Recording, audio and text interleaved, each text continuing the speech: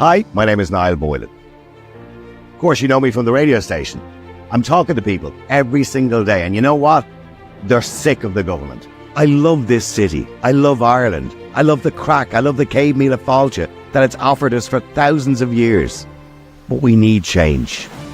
And over the last 4 years in particular, I've noticed those callers are getting angrier and very frustrated because they feel voiceless. They're listening to a government who are not listening to them. An opposition party who don't seem to oppose. They've ignored us on so many things, so many important issues. They've ignored us on mass immigration with a reckless immigration policy. They've ignored us on healthcare with waiting lists getting longer. There's 4,000 children in temporary accommodation as the homeless numbers rise and rise in this country. But what have they done about it? What have they actually done? They've made promises but done nothing. Our business communities are suffering with closures every single day caused by skyrocketing energy costs and a government that refuses to reduce the VAT rate back to 9% to help those businesses stay open. And many people say they don't feel safe in our city, with crime figures that seem to be getting worse every single day. And that's why I'm here. You can see the doll in the background. And remember, in that building in the doll in the background, very few of those people are actually listening to you. But some people are listening. Michael Collins, Michael Fitzmaurice, and Richard O'Donoghue, Independent Ireland. And that's why I've decided to run as a European MEP and be the real voice of Dublin for Independent Ireland, for honesty, integrity and real common sense. I'm not a politician. In fact, I'm not even part of the establishment. But I think that's what we really need. We need real change. And we need people to stand up and be counted and represent the people of Dublin. I'm a proud Dubliner. I'm a proud Irishman. I'm a good listener, and I'll speak honestly and openly for you, the people of Dublin and the people of Ireland. So please vote for me, Niall Bocek, on the 7th of June, and I'll be the real voice of Dublin and the real voice of Ireland in Europe.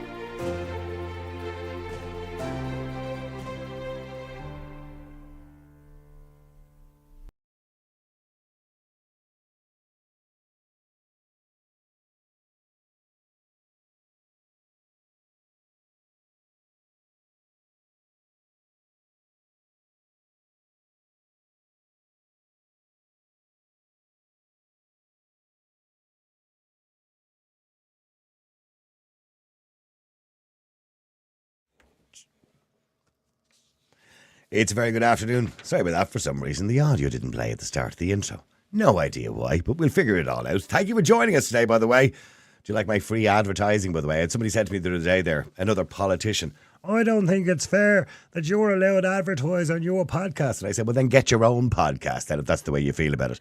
Just before we start today, by the way, let's address just one or two things. Many other politicians and many other people involved in politics in this country have decided that I'm obviously going to get a seat in Europe and they're terrified, absolutely terrified that somebody who is not the establishment might actually get in and make real change in this country. So what are they doing? They're trawling through the show tweets. And remember, they're the show tweets, and I'm going to tell you all about that in a second, from 12 and 13 years ago. And picking randomly tweets completely out of context, most of which, by the way, I didn't actually type. They would have been typed by producers at the time in relation to the topic we're doing the show. I'll give you one example. There's one tweet going around at the moment about pinching bottoms and should it be illegal. And the reason we talked about that on a particular day was that was the 29th of May, 2012. On that particular day, there was a topic, and the topic was in relation to National Pinch a Person's Bum Day. And by the way, just to give you the history behind it, I'm reading it here, by the way. It's the day to celebrate King Charles II's escape from Cromwell's troops during the English Civil War, which was held on the 29th of May. If you look at the tweet and the people who put it up properly without cropping the date out, you'll see it's the 29th of May. And there's a question mark at the end of it. And there's also text the show on a lot of the tweets you'll see. Remember, the account that I used on Twitter was actually called Nile Bocek 4FM, going back for a long, long time. Then it changed to the Nile Bocek Show.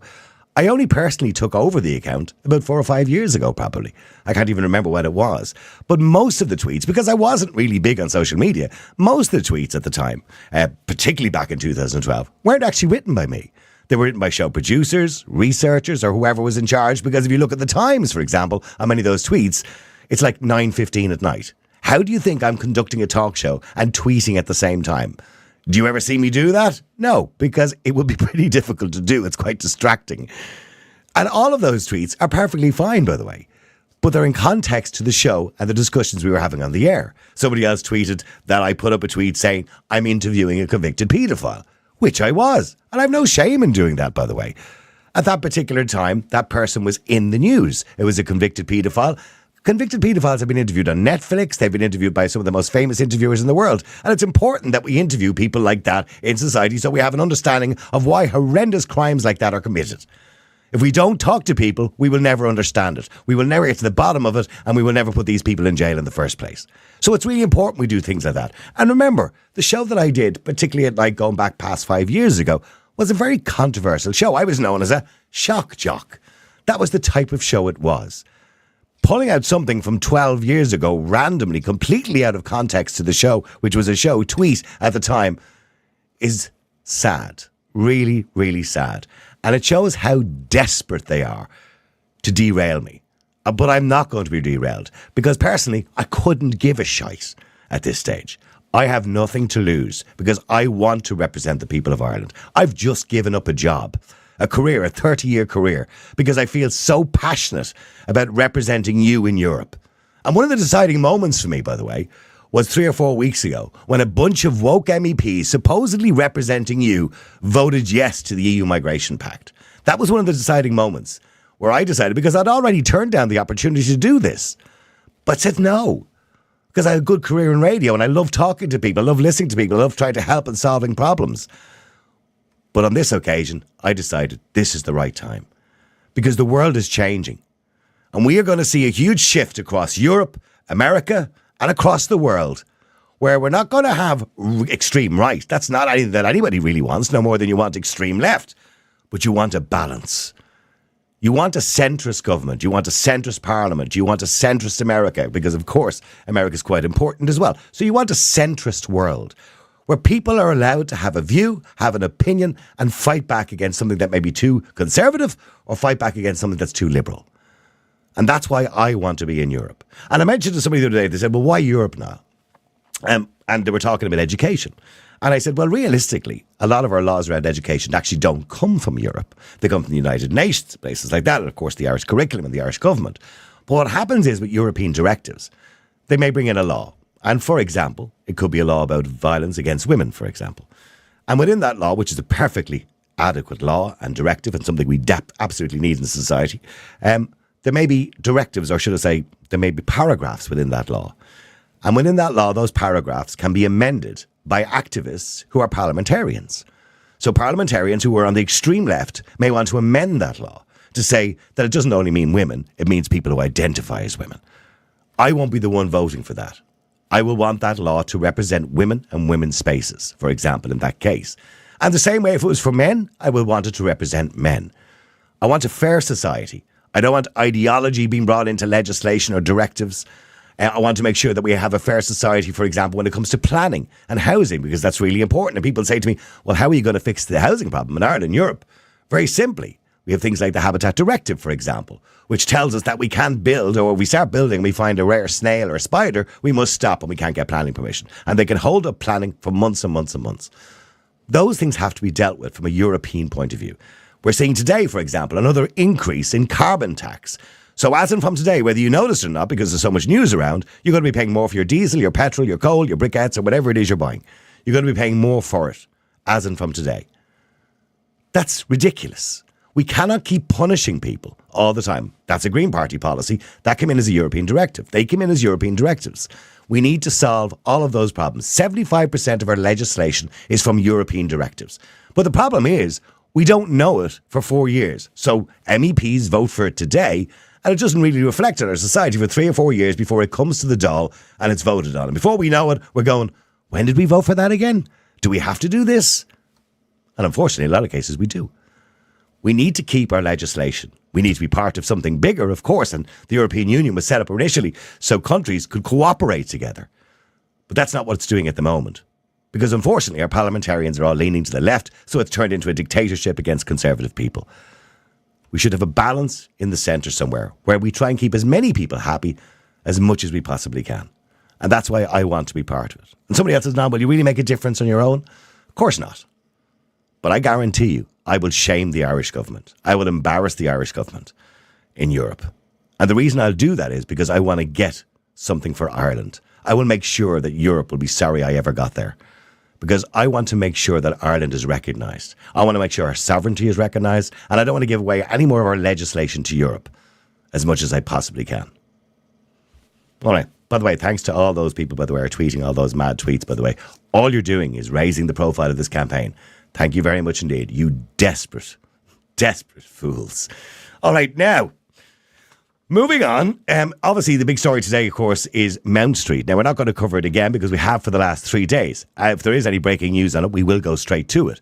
But just to fill you in on what's happening, for those who don't already know, after we spoke yesterday to Clarity, who spoke very, very intensely about her experience living in Mount Street, and that particular clip went viral. I'm not suggesting that's why the government made this particular move, but I think it certainly helped when we have a platform like this to give people a flat platform. The government have decided to move the people in the tents from Mount Street. And according to Simon Harris, we cannot have a shanty town in the middle of the city. I don't know why they didn't think of that over the last year and a half while they've been there. It's ridiculous. Anyway, the point is, so where is the shanty town going to be now? Well, they've moved from one set of tents to a bigger set of tents. So there are bigger tents out in Cruxling, and also some of them have been moved to City West. Now, if I remember rightly, the last time they were moved to Cruxling, they all decided to get back on a bus and move back to Dublin again. But the Garda Síochána have been instructed not to allow them to do that. But here's the thing. Is this even acceptable? Probably not, to treat people in that kind of manner. Anybody, no matter what you think of them. What we should be doing is like we did during COVID when we went to tracking and tracing and moving government staff into a different department to get rid of a backlog. We should be processing people within days. Those who are asylum seekers and qualified to be asylum seekers, we should find them accommodation. Those who are not, which is the majority, who are economic migrants, they should be removed from the country or deported. And that's the answer. That's the way immigration works. That's the way immigration legislation works. And that's what we have to do. But that's not what the government will do. They will delay it and delay it and delay it. And people will live here in tents. They will live in temporary accommodation. And we will have nowhere for people to stay. And it will kill our tourist industry. We will talk about it in more detail, by the way. And that's another thing. That's another reason why I have to be in Europe. Because, of course, the EU Migration Pact most likely will get voted through. I believe we should have to have a referendum on it personally. And that's up to the people in the Senedd, by the way. That's up to your senators to gather together a petition to hand to the president, and the president can decide at his own discretion to have what they call an ordinary referendum, depending on whether there's legislation going through on it. But either way, it should be put to the people, whether we vote. We should be opting out. Absolutely. But remember, of course, we're dealing with a government who don't listen to you, so they probably will opt into it. All 5 parts of the legislation. But here's the thing. I want to be in Europe because over the next 5 years, that legislation is probably going to change. Those directives will change. Our quota of how many people we will have to take will change. And I want to make sure that doesn't happen for Ireland. So what I want to do is I want to talk about this interesting conversation. And, it's old and not a very funny joke, but how do you tell if a politician is lying? Their lips are moving. Do you remember that old thing? Now, members of the Senedd in the Welsh Parliament are intent on tackling this age-old problem of politicians lying by bringing in legislation that bans politicians from telling untruths. If the law comes into force, Wales will be the first country in the world to make lying by politicians a criminal offence. The former Plaid Camera leader, Adam Price, who is leading the charge against the liars, said that in a world of post-truth, politics, populism, disinformation and deepfakes, and with elections looming in both the UK and America, and here in Ireland, of course, as well, the issue is vital. The public are rightly tired of seeing certain politicians lie with impunity. He said it's not enough for us lawmakers to throw up our hands in disgust. We have the power to change the rules so all politicians act with integrity, honesty and respect. So here's the thing. There's a difference really, isn't there, between lying and not delivering on a promise. And we all know that politicians never deliver on promises. Well, maybe they do try, but sometimes they don't deliver. Some of them don't deliver at all. They also misinform you. But we'd have to prove that's intentional. And we saw that in the recent referendum where politicians purposely misinformed the general public to get a yes vote. If we look back, as we all know, misinformation is just a fancy word for lying. But should lying be a crime? Should we all have to live by that standard that lying should be a crime? Should politicians, because they live in or they work in a responsible job and they're representatives of the general public, should they have to live by that standard? That if they lie and they're found out to have intentionally lied, should they be charged and prosecuted? Let me know what you think. The number is 085 122 55. That's 085 122 55. And don't forget to vote for me, by the way, on June the 7th. Thank you very much indeed for all your support. I really appreciate it. We're going to kick this government in the hole. Let me go to John O'D. John, hi, how are you? Just as regards your own campaign and people attacking you, right? There's only one thing, there's a saying by the great Oscar Wilde, right? He said, there's only one thing worse than being talked about, he said, and that's not being talked about. John, some of the stuff I've seen is just hilarious. You know, and of course, most people who know me from the show will know that all of that stuff was all related to topics of the show that we were doing at the time. And I could probably, if I went back over it all, and most of those... Topics that I probably contribute to as well. Yeah, I was probably talking to you while the tweets went up, because most of them, with respect to people who worked with me, I didn't put up. It was actually put up by producers. So there's sometimes they look out of context, and I understand that. But anyway, it just shows how desperate they are to discredit. It just goes to show that they're worried. Well, I'm number 3, according to the betting, by the way. Can I just say to everybody, thank you very much. That doesn't mean you shouldn't vote for me. Get out there and vote for me on June the 7th. I'm number 3 in the betting. I've just knocked David Andrews from Fianna Fáil. Imagine that, me, a nobody in some sense, a talk show host who's never been a politician before, but has a lot of great ideas and wants to represent you. Imagine me kicking Fianna Fáil, and I've already done that. So keep going. That's made my day, that you knocked him out anyway. Well, when I say knocked him out, I've pushed him down. I'm up ahead of him now on the voting, or on the polling. Or betting, sorry. Anyway, so John, getting back to politicians. Look, we all know politicians lie. We all know they make false promises. Sure, wasn't there a famous politician on RT News actually admitted it? I can't remember which one it was, but he said, Pat Rabbit. Pat Rabbit, that's who it was. Yeah, he said, we all know politicians lie. Yeah. So should they be charged? Well, this guy, Adam Price, the former leader of the Welsh... Cumra. Yeah, I always pronounce it wrong. It's Cumra, isn't it? Yeah. He's the guy that he tried to, and he was laughed out of it, he tried to bring Tony Blair up in charges over the Iraq war, over the weapons of mass destruction. Which was a lie. A blatant lie. Yeah, of course. Which cost tens of thousands of lives and destabilised the whole Middle East right up to today. So, I mean, there's a point in case there now, right? I think it's a great idea. And, you see, the thing is, I see all the programmes there, prime time now, and the other political stuff there that I watch there. And time and time again, you see the government parties, they wheel out this Mickey Mouse senator or whatever, the ministers won't come on. And when the minister does come on, or the junior minister now, you can see, they'll call it a mince spin or whatever. But where they're seen to be deliberately misleading, they mightn't call it a lie, but if you come on and if you give misleading figures or a misleading statement in any way, that's lying to the electorate. Everyone, we can all lie. Okay, well, here's the thing. Did Nile Bocek recently, going back, I think it was during the year, at one of the Ardèches, turn around and say, we'll build 1 million houses? Now, she might as well have said 4 million, right? Now, we all know that's not going to happen. We all know that's not possible. No. That's just a fake promise, right?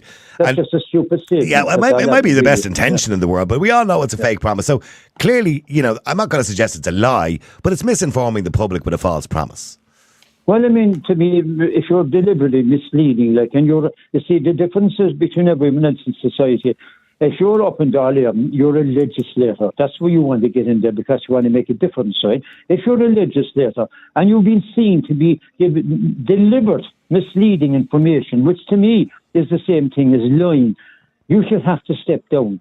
Now, the problem is, you see, when you're elected to the like of the Dáil, basically you might have to be removed from being a minister, whatever, but you can go to the backbenches and you're sitting your ass for the next 5 years because it's the people elected you. But I think that's not good enough. While you're found to be deliberately lying and deliberately giving misleading information, there should be a system there that you're out the gap. Well, there should also be a system there, by the way, because some of our MEPs have done absolutely nothing over the last 4.5 years apart from sitting in their holes, right?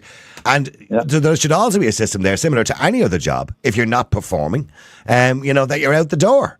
But that doesn't happen in Irish politics, does it? So some states in America, not all states, don't have it. They have this recall system where you get a certain amount of signatures from the public. The sheriff can be removed. You can remove a judge, and you can also remove the state senator. But not every state has that. But Okay. that's a system now I will be looking into. Okay, so you think if a politician blatantly lies, and we'd have to obviously prove there was intent in the lie, that it's not just something that was, I suppose, maybe he heard it somewhere and picked it up wrong or something like that. So if it's an intentional lie, you should believe they should be prosecuted. They should, and I think you should nearly do jail time, because I think it's horrendous. Well, jail might be a bit tough, would it? If you're a legislator, right, and you're voted in by the people, you're supposed to have supreme trust of the people then. And if you deliberately lie, mislead the public in any way, not alone should you be kicked out of politics, you should do jail time. Oh, okay, well, stay there for a second if you can. By the way, can I give a big shout out as well to the people of Drumahare who are listening today as well?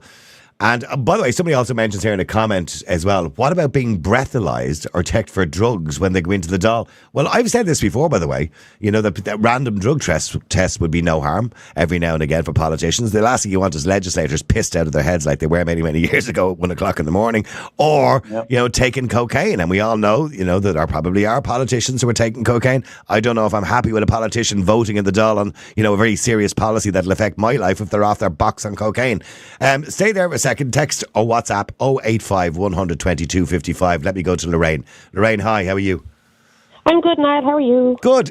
Politicians lying. Look, I mean, it's kind of almost traditional, Lorraine, that they just don't tell the truth, isn't it? That's because there's been no consequences for it. I think bringing in a legislation where they should be fined, they should be taught, you can't purposely mislead. If you're found to be lying and misleading us Irish people, I think you should be fined, should be kicked out of politics. It's wrong. We put you there. Well, some of us did. Yeah. We put you, they're there to represent us. So I fill us all full of bullshit and still think you can have your job and get away with it. Yeah, but see, the problem is, how do we define what a lie is? You know what I mean? I mean, if somebody makes a false promise, if somebody says, listen, comes to your door and says, Lorraine, you vote for me and I promise you, I get planning permission for that field up the road and there'll be 40 new hip houses built for the homeless in the area and your family. And I'd laugh. Okay. So he says that to you and it turns out it just never happens, and you do a bit of digging and you find out he never even raised it in the local council or in the Dáil, and so he basically just lied to you to get your vote. That person should be fined. That politician should be fined. I think it's wrong. You can't knock on somebody's door and promise them earth, moon and stars, which is what they're going to start fucking doing now with all promises, the earth, moon and stars again, and not deliver on anything. Mm-hmm. They're just not. They're all sitting on their holes, scratching their heads. None of us voted in Simon Harrison, yet look at him sitting there with a nice little cushy job. Yeah, but by the way, it's the same man, by the way, who the same government had a vote of no confidence in going back 4 years ago. Yeah. Yeah, exactly. None of us have voted this government in, so they've all promised us the earth, moon and stars, and what are they going to deliver on? Nothing, like they have done. They have delivered nothing they have actually promised on. And yet they're all still sitting there. But they have delivered something. They have delivered a disaster of a country over the last 5 years. That's what they did. That's what I mean. Yeah, they've delivered. They've made us worse.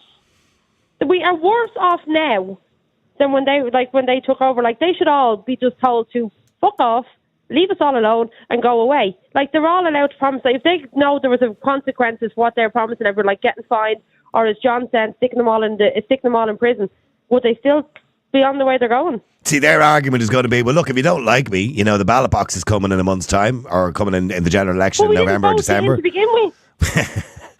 Somebody did, right? Somebody did. Well, you know what I mean. But I know, but don't get me wrong, I agree with you. In the last election, of course, people voted for change, Sinn Féin. That's certainly not the way people should be voting now for change, because they're the party of U-turns. But in saying that, people voted for a change, and we didn't vote for Fianna Fáil and Fine Gael, really. Well, some people did. We were left with them. Because they were the only ones that had enough votes between them, with the Greens, of course. God bless us all. Did you see him? He wrecked Eamon. No, don't even go there with me. I'll get myself into trouble. The Green Party shouldn't even be allowed in Kildare Street, anywhere near it. Anyway, I mean, for people who don't know, I mentioned earlier on, as and from today, carbon tax has gone up again. So so your diesel and your petrol and your oil heating and your gas and everything are all going to go back up with your energy costs. But I guarantee you half the country don't know that. No, they don't. It's just buried on a Newsday like today, you know what I mean? Sure, look. Exactly. It's just been it's been brought in and none of us know anything about it. Mm-hmm. Unless you listen to the news or you're into politics, I'd say half the country haven't a clue. Yeah. And something like that should be announced, or should be said, look, from May 1st, this is what we're bringing in and this is how much it is. They can't hide behind stuff anymore. If they're going to be politicians and they're going to stand for us, be truthful. If we were in our job, Niall, and we lied to the public or lied to the customers or we're shady, we'd all get in trouble for it. So but okay, their argument will be that, well, you don't really get into trouble. Okay, you might get socially into trouble and people kind of look at you differently and they go, I don't like that Lorraine when she's a born liar. But you don't get dragged up to a Garda station and fined for it or, charged. So what you're saying to me is that we have to set a higher standard for politicians. Oh, 100%. I think, even if they go in, as you said, drug test them, the alcohol test, they shouldn't be just let sit in the dial and do what they want. Mm-hmm. There should be a higher standard. They should be, they are representing our country. They are representing us. They're bringing stuff in. And there's nothing, they can do what they want. It's just, they annoy me. They all annoy me. They annoy me too. Hang on, let me go to Jessica as well. Stay there, Lorraine. Jessica, hi, how are you? Hi, Niall. How you doing, Jessica? Jessica, I'm assuming they annoy you too, and you're of the younger generation. Sorry, Lorraine, I'm not suggesting you're old or anything like that. Look, they could knock on my door tomorrow and say, we'll give you €1 million if you vote for us, and I tell them, piss off. Yeah. I'd rather be poor than take the £1 million to get you in. But isn't this a terrible way that we feel about politicians? These are the people who are deciding how our lives are run, and we seem to have no respect for them whatsoever. And by the way, I was out canvassing outside Croke Park on Sunday, right? And I was handing out the leaflets. I had the team of people with me as well. We were handing out leaflets. And, I was going, how you doing? You wouldn't give a... And they go, fuck off. Right? As they're walking by me. And they'd take the leaflet, they'd look at it, and then they go, oh, sorry, it's you, Niall. Oh, I didn't know it was you. Sorry, yeah, of course. Yeah, I'll give you my vote. People have this hatred of anybody who they think is a politician. Well, no, it's just because there is just a joy in mistrust. And you can't really blame people, Niall, can you? Look at them. I call it the three-headed snake in there. That's obviously what I call it. It's a three-headed snake. So should they be fined and prosecuted? Once they're getting their big paycheck. Yeah, and it is a big paycheck, by the way. What if your Fianna Fáil aren't even calling to my house to canvass. We're getting leaflets. That's because they know Jay lives there. No, but what I mean is we're getting leaflets in the door. They're not even calling in. Yeah. I've had 2 leaflets in my door from 2 Fianna Fáil candidates, but they're not even calling in. So they haven't even got the guts to call in to people. I mean, Jessica, you are right. I ripped it up. Yeah, you're right. It's a good salary. It's 107 grand, and if you're a TD or a minister, that's a TD salary, and that's plus expenses, which could be 30 or 40,000 a year. And then if you're a minister or you're elected or you're in the Dáil and you're a minister for whatever it happens to be, you also get extra money too. So you'll be up to 180 or 190,000. So it's good money. So then you're saying for that money they should obviously have a higher standard, Jessica. And if they lie, they should be kicked out and get fined. It's not even a higher standard. It's just their job is a big responsibility. You know what I mean? And they're just making a piss up of it. I obviously think they should have serious consequences for it, and especially when they don't deliver on their promises. How do they get away with it? Like as Lorraine said, they promise you the moon, stars, and everything, and then nothing comes to fruition, and they do it year after year after year. I give you an example. Noel Rock, who I used to interview on the radio quite a lot when he was a politician, he was one of Ireland's youngest politicians at the time, elected to the Dáil. Now, he didn't get elected last time around. He may the next time around. Noel I thought he was a good lad. He tried to bring in numerous pieces of legislation. Some he did well on, some he didn't, right? But, he did try to deliver on all his promises, I'm sure. So, but sometimes I suppose a politician will make promises. Oh, but there are those as well, though, that... like the ones that we have in at the moment, they won't even bother to try and change anything. That's what gets my goat. So they're making a promise that they just know they can't deliver. Sure, look at Simon Harris. He hasn't even got a year in government. And what's he going to change? He's not going to change anything. Exactly. He's going to get a nice cushy pension and sit on his hole and do absolutely nothing. Well, I won't say he's doing do nothing. I'm sure it's a busy job. Signing paperwork and sign your name on the end of it. Yeah, I could do that too. And going off to foreign countries and shaking hands with people. Yeah. Oh, yeah. I vote myself. I want to be Taoiseach. Jessica, do you fancy that? Going to foreign countries and shaking hands with people and signing bits of paper all day? Be good, wouldn't it? They would, yeah, it's for the money they got, like, seriously. But to be fair, for a lot of them, I mean, and there are good politicians. Let's not be, anti-politician on the show, because I could be one of them very, very soon. But there are... I was just going to say, you're covering your own back. I know, cover me hole here. There are good politicians who have the best intentions, aren't there? No, don't get me wrong. I know there is good politicians. I know there is. But it's just the vast majority of them, and it's mainly from the three big ones, and a bit of Sinn Féin as well, because like I said, they did a huge U-turn, and I would have been one of their biggest supporters until they did their U-turn, became a little turncoat. Yeah. I was like, right, no, you can get lost now as well. But they've kind of sullied it for anyone who wants to be a good politician. Do you know where I'm coming from with that? Yeah. It's like the job's now sullied. Yeah, and I do understand, and I know, we have a tradition of politicians calling to your doors, less and less because of social media, of course. He has replaced the idea, because you can get straight to somebody's phone now, without actually calling to the door. Since social media come along, social media is a great tool, of course, for promoting yourself. But I know politicians have this tradition of making false promises. So you think intentional false promises should be basically carry some sort of punishment?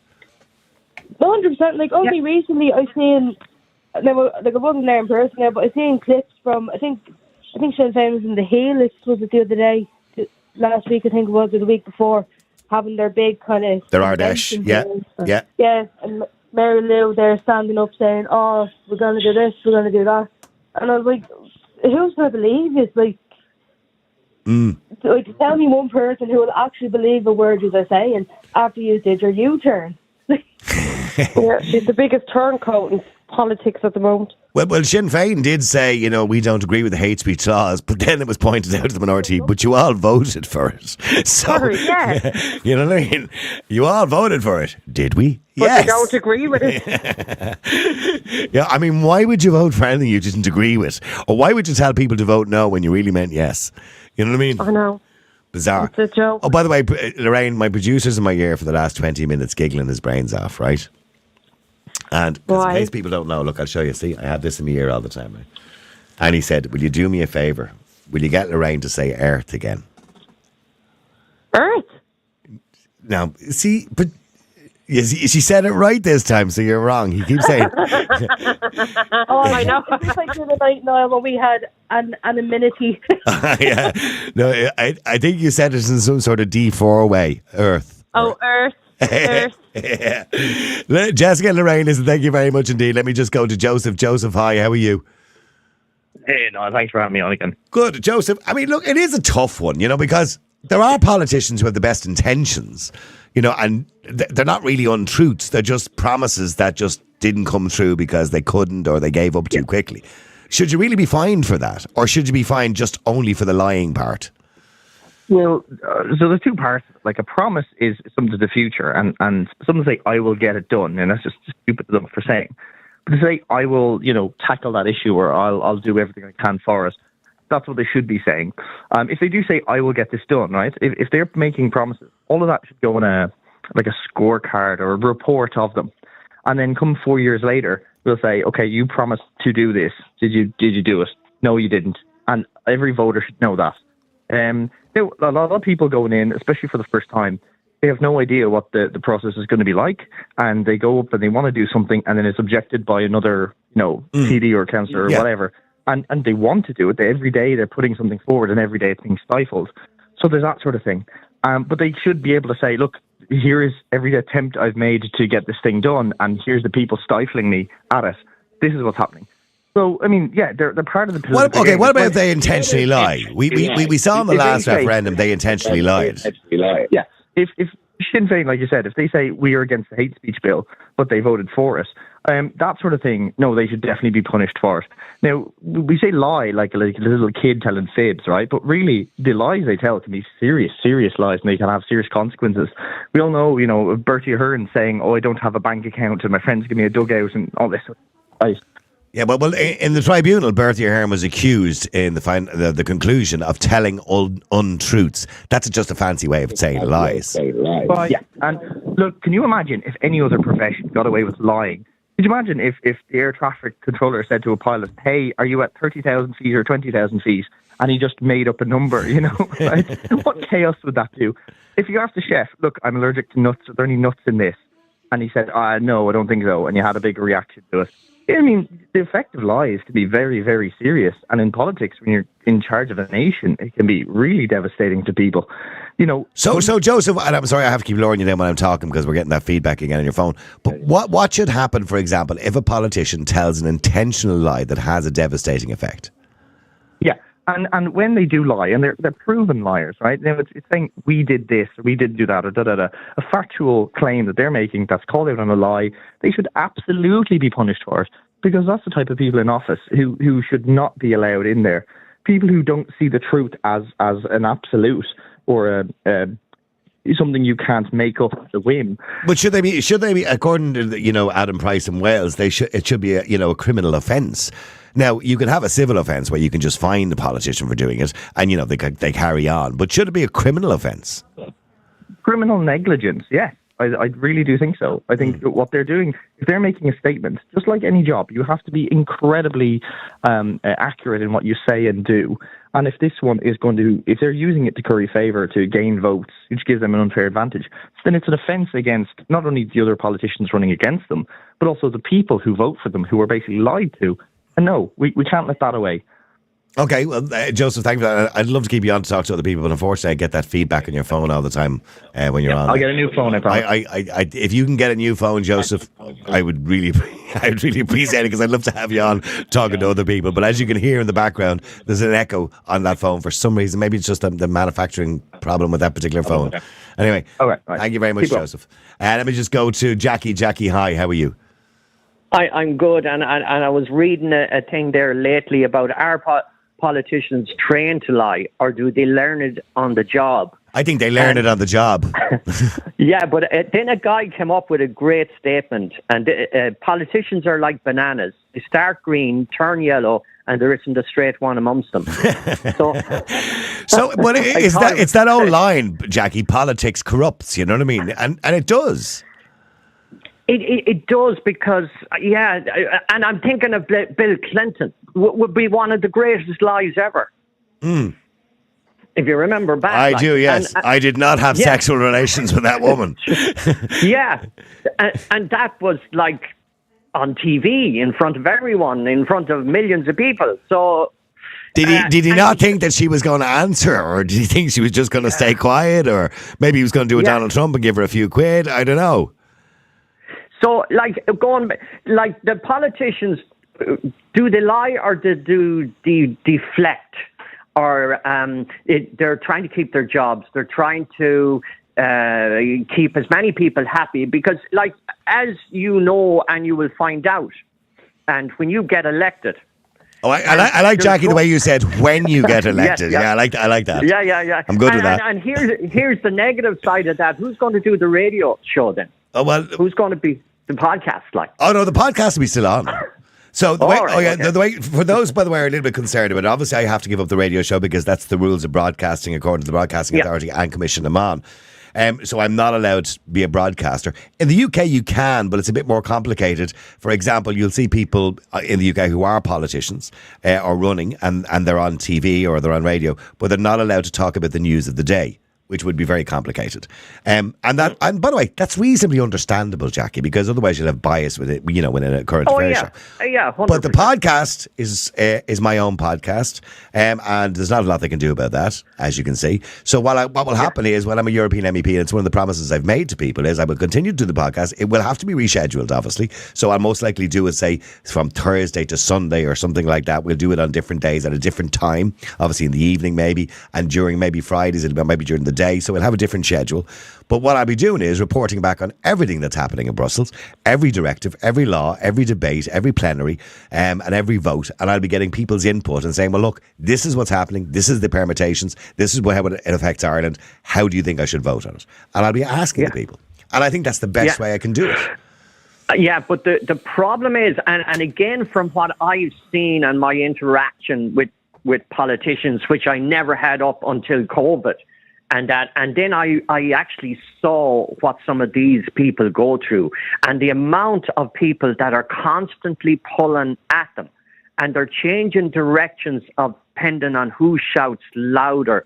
And the other thing is, when they go in and get a ministerial job or whatever, they suddenly realise how that they don't actually have the full say here at all. They have very little say because it's the civil servants, and it's the same guys that are, Yeah, but you have to be a good delegator. I mean, you take the Department of Justice at the moment, right? I don't believe Helen McEntee is fit for the job. Because the job of a politician in that situation is to be a delegator, right? It's to delegate the work to the right people who are going to give you the right information and report back to you on what they've done. Clearly, when we seen with the Oireachtas last week, she didn't have her facts, she didn't have her figures. That's up to her team to give her those figures and facts. They didn't do it, so she's not a good delegator. So if you have somebody on your team who's not working too well, they've got to be replaced. That's what a politician should do. Yeah, but okay, so for accountability then, and this is a problem right across, all across, got to do with government bodies and all that. There's no accountability. How do you create that if someone isn't doing their job, they have to answer to a committee, or they have to answer to someone? But in the private sector, Jackie, if people are not doing their job, but when I'm in radio, four times a year, the JLR figures come out in radio, the ratings, if I'm consistently down, the radio station are going to say, you're grand, we'll get somebody else, you're fine. Thankfully, I was never down. But you know what I mean? Yeah. So do we need a JMLR, or, do we need someone like that every so often comes out and say, well, this minister isn't doing your her ratings job, are crap. Yeah, nobody likes you anymore. Yeah. Yeah. I mean... well, maybe that's not such a bad idea. I mean, JLR is the only ongoing survey in Ireland, by the way, because it's done constantly all the time. And radio station for radio stations is like their leaving cert. So, I mean, and by the way, it's not the most accurate thing in the world, but it's not accurate for everybody at the same time, so it's fair in that sense.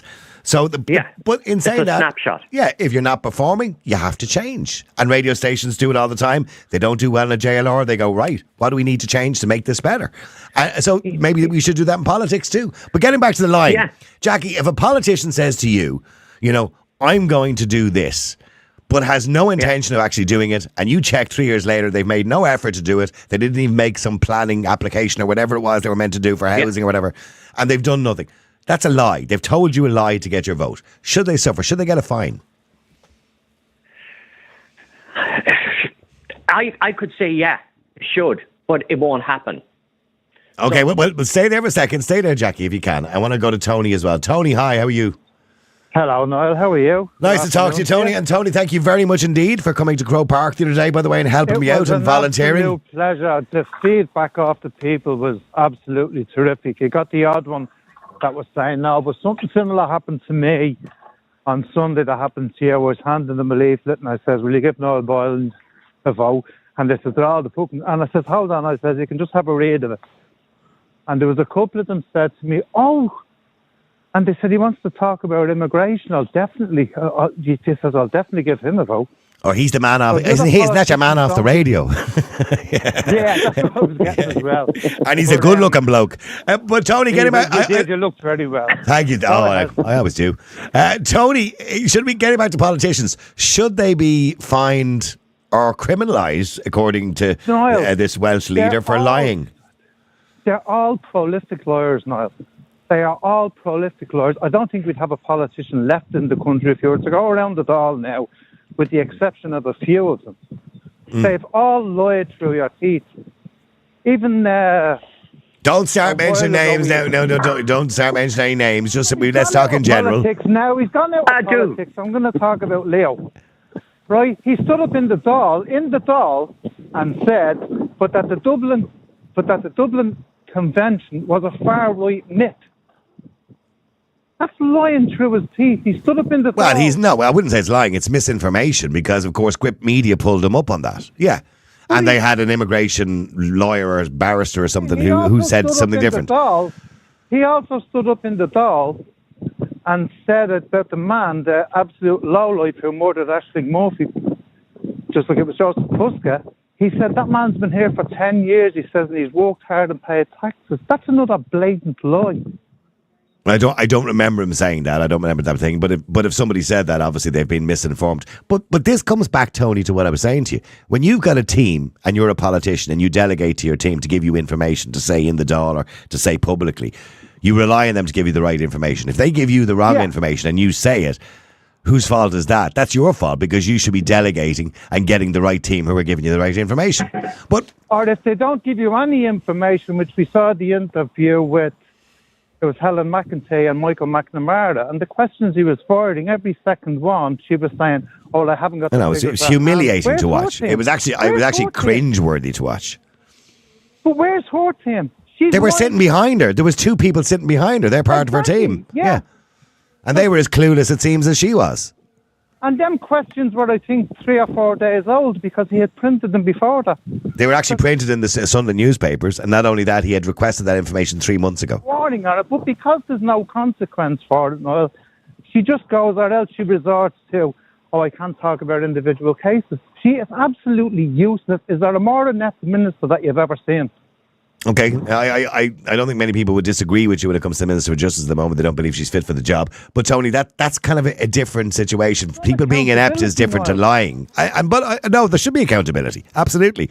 But there's no accountability. But if a politician comes to your door and promises you something, I don't know, you say to him, "Listen, I'll tell you what, I'll give you a vote if you make sure there's a playground there for the kids, in the next 3 or 4 years." And he says, "No problem, I'll do that."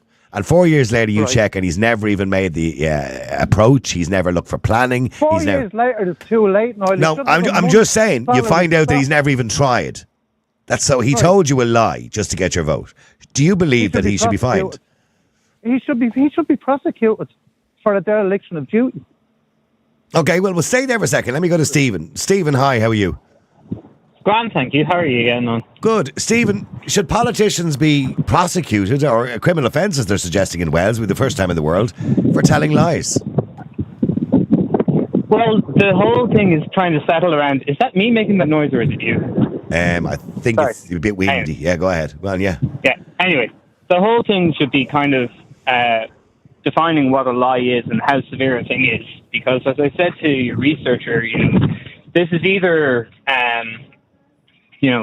Tony Blair and weapons of mass destruction, or you didn't get that playground built. Where is what constitutes it? And then the other thing of it is, we always have to have a second tribunal of inquiry and all these other things to hold a politician to account. Yeah, but nothing happens at the end of a tribunal inquiry apart from we know. Well, that's it. There's no criminal aspect to that. Except that we found it out. Yeah. So I really don't know if it's going to, how is it going to be worked? How is it going to be put in to effect? Who's going to be deciding, is this a lie or is it truth? I'm all for fact-checking. Everything and everyone, with all due respect to yourself as well, should be fact-checked to an inch. I don't know about fact-checking. But here's the problem with fact-checking, Stephen. When you've got a fact-checking team, for example, of, say, 4 people who do fact-checks on different people or whatever it is, right? I was fact-checked, by the way, on a number of occasions by a particular publication who have an agenda clearly against me, right? But on numerous occasions, they found that I was actually telling the truth, but they just didn't agree with me in some sense. And that was the way, and it's the way the terminology they use. Anyway, the point is, fact-checking depends... But that's fair enough. Should you be exempt from fact-check? Should people be exempted from fact-checking? No, not at all. But here's the thing. Fact-checking is based on the person doing the fact-check. And that could be their opinion, right? So, example, I go on the air and I go, I don't believe people are responsible for climate change. So then a newspaper online picks up that and says, right, we're going to fact check him. And they go, oh yeah, 400,000 scientists said it is, and blah, blah, blah, blah, blah. And I could then debate that and say, well, actually, did you talk to other scientists? And no, they didn't. They go by the ones that everybody else goes by. So in other words, they're dealing with it from their side of the argument. And they're fact-checking it from their side of the argument, where there may be another side to the argument. So I don't always buy into fact-checking, because it depends on who's doing the fact-checking. The fact-checkers should be fact-checked. And by the way, there has been numerous occasions where fact-checkers in this country have got it wrong, and the fact-checker should be fact-checked. Yeah, well, and I don't disagree, but at the same point, my point is that anything that somebody says should be scrutinized. By media, by civil servants, by public, by everybody. It should always be scrutinized, because as you said, there is always an intention or a bias or an impression that they're trying to give. Like if they say, well, we're 600 people are getting new houses every week. It's like, well, are they? And are they new build houses, or are you averaging the last 12 months of figures of people who've bought houses? You know, it's like, how did you get to that number? Yeah. You know? Yeah. You know, because you can always present information. And I've always said that you can do a survey. I can do a survey in the morning that says that the sky is green and the grass is pink.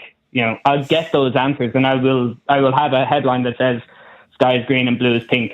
Yeah, that'd be an interesting world. Yeah, but in saying that, you know, we all know the politicians lie. If we brought in legislation to say it'd be a criminal offence, there wouldn't be very many of them left. Well, this is it. But you know, saying something in a way that suits the argument is not necessarily lying. It's presenting facts in a specific way, as Donald Trump would probably call it, alternative facts. Possibly, but let's not spend too much time on him. But but you have to accept that politicians have a bias, because if they didn't, they wouldn't be politicians, and we wouldn't have different political parties. So you took Donald Trump, for example, as America, right? So you got Republicans, Conservatives, and you got the Liberals and Democrats. So they have a bias, you know what I mean? And both can be right and wrong at the same time, if you know what I mean, depending on who you happen to be. And if you can get it down to the most impartial fact that, you know, yes, actually 595 people got keys to their houses this week, and, you know, say 782 got them the week before, you know. But getting to the crux of it. So they tell a blatant lie. They go on prime time or whatever it is, and they tell something that's blatantly a lie. It's not just misinformation. Well, misinformation kind of is lying. It's not just, you know, a mistake. It's a blatant lie. Should they be fined? Yeah, why not? Because if I was doing something like that, then, you know, I'd be questioned about it. I'd be, you know, people would be rightly asking me questions. Yeah, but you wouldn't get fined. If I ended up getting fined because I said, it's so hard to come up with such a fucking thing. Anyway. I don't know. See, I'm all in favour of free speech, and there was a whole idea there where we were talking about misinformation a while ago and disinformation and all this, essentially. And I remember Ben Scallon and Grip did a piece about it, saying essentially what we're saying is that we should make lying illegal, right? Now, I don't think you can live in a society where lying is illegal, because, you know, most people have told lies throughout their lives at some point or another. But so the argument is then is we're setting politicians at a higher standard to the rest of us. Isn't that what we're saying? I agree, but the basic tenet of us working with each other in society is that we're honest and trustworthy people, you know? And unless it's proven otherwise, then that's the way it should work. Well, hang on, Stephen, there for a second. Please stay with me, Stephen. Lovely scripts written by PR companies and civil servants. Okay. You know? Stay with me, Stephen, just for a second. Karen, hi. Sorry for keeping you so long. I do apologise. And Niall, I'll be with you tomorrow. I'll be with you in a second. Sorry, Karen, go ahead. Hi, Niall. Yes, I do believe politicians should be held to account for their lies, because it's our lives they're playing with. At the end of the day, we elect them to serve us, to represent us, to do, you know, to do what they're supposed to do on our behalf. And when they lie about it, it affects everybody else in society, particularly the people at the bottom as well. The people at the top, not so much, but the people at the bottom. Yeah. So yes, I do believe they should be prosecuted for their lies. So how do we define a lie? Is a false promise a lie? For example, remember famously back in 2012, was it 2012, 2013? Remember after the 2011 general election, and it was on the Week in Politics, I think it was Rabbit, what's his name? Pat Rabbit. Yeah. Remember he went out and he said, "Isn't that what we do? Yeah, we go and make all these false promises to get elected." Do you remember there was that done Miles for a couple of weeks afterwards? Like he basically went on TV and said, admitted politicians lie. Yeah, I know. Yes. Yeah. So therefore, like they do lie. They lied about the remember the bank bailout back in 2008 as well. They lied about that. And look what happened. So many mortgages went into arrears. Then we ended up picking up the tab for failed banks, failed bondholders. So again, that does affect us. And that means there's more lies again by politicians. So yes, I do agree they should be prosecuted for their lies. It's one thing to go out and make a promise about something, but then when you actually go out, you actively make a promise to do something, and then you don't do it by the end of your term. That is lying. And look, have we not seen it in last month's referendums? Helen McEntee, she went out and lied again. The last was it the Wednesday night, the last debate we had with herself and Michael McDowell, and she said That she said it'd be more if this would help carers better. Now, in actual fact, that was a blatant lie, as reported by the Ditch, because they actively sought legislation. Actively, it wasn't that it was a mistake of we shouldn't have done that. They actively went out and sought legislation. Now, I mean, they would claim it's misinformation. Now, I personally believe misinformation lies are the same. Well, that's the same thing, isn't it? Well, first of all, misinformation. Misinformation is when you go out and tell something you're unaware you've told a lie. But when you disinformation is where you actively go out and tell a lie. That's the difference. Well, I mean, with the whole government, not just her, by the way, the whole government have been accused that, of course, Script Media printed articles there in relation to stuff that was sent, I think, to the Attorney General or wherever it was. Yes, and information regarding, say, immigration and the yes vote in that referendum, that it would have had a profound effect on immigration and family reunification. But that wasn't lying. That was just basically withholding information that they should have given us. You know what I mean? They still lied, because Heather Humphreys went out. Remember, she said we'd have more money for carers if a yes goes through. That's a blatant lie. Because there should be more money for carers anyway. Yeah, there was nothing stopping, and you are right. There was nothing stopping Heather Humphreys or the government giving more money to carers in the first place. So to suggest a yes vote. We need constitutional change for that. So they went out, and that's two blatant lies as well. They also lied about the COVID, social distancing, masks. That was not based on any evidence. These are all blatant lies. The bank guarantee back in 2008 as well. These are all blatant lies, and that's the problem with our country. Well, the problem with most countries, by the way. You could argue, by the way, I would agree with you on COVID, and you know my views on COVID-19, but you could argue that they were misinformed.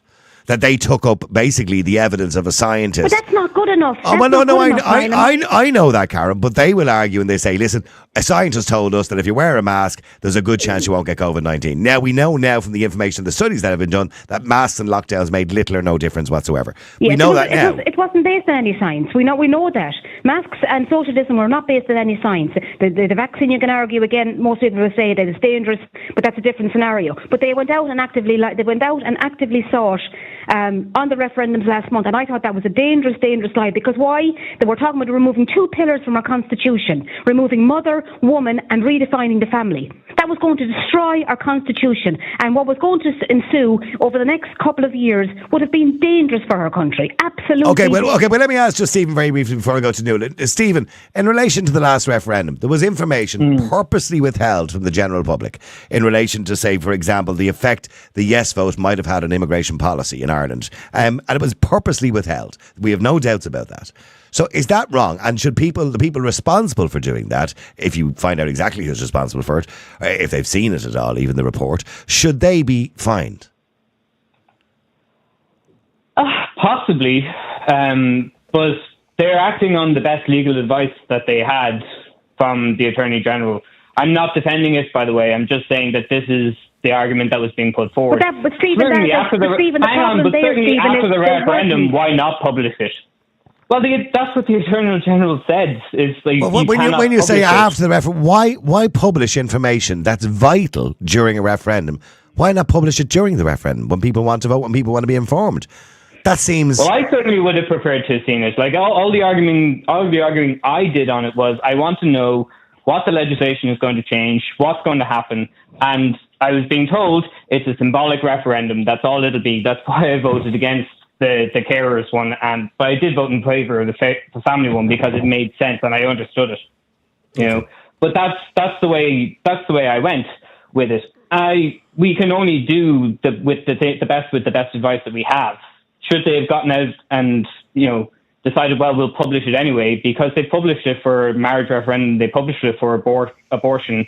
So they can do it when they want to do it. But isn't that the point Karen is making? They can do it when they want to do it. So if they didn't do it this time, essentially they're withholding information. And by the way, I used to say that to my kids. Not telling mommy and daddy something is as bad as lying. Do you know what I mean? And it is, in a sense. Well, sometimes, as I say, the cover-up was worse than the lie. Yeah. And what we saw last month was a blatant cover-up as well, because they actively went out and sought wording that would abdicate responsibility on the state on behalf of carers. They actively went out and did that. There's no question about that. And we only found out that the day before. And then with all the flip-floppers then coming out afterwards. But they blatantly lied to the country. And by that, and what we should do is that you should never be allowed to stand for election again. Helen McEntee should never be allowed to run again. Niall or Leo Varadkar. In fact, the cabinet, because every one of them were privy to this. Heather Humphreys. Well, we don't know. Now, to be fair, we don't know what part of the information they were all privy to. There was no suggestion that they've all seen it, by the way. I understand. I mean, look, we can only... If we take you then at your word, fair enough. But then where was the response? Where was the government response on the Thursday evening then when Ditch published the report that they got handed? Oh, that was the one that Where was the response? yeah. There was none of them. There was none of them. Of course, because they didn't want a no vote. That was very obvious, Karen, wasn't it? They didn't want the no vote. They wanted a yes vote. Stay there, Karen, actually. Thank you, Stephen, because I have to clear up some lines here and get 2 people. I have 9 people waiting. Nuala, hi, how are you?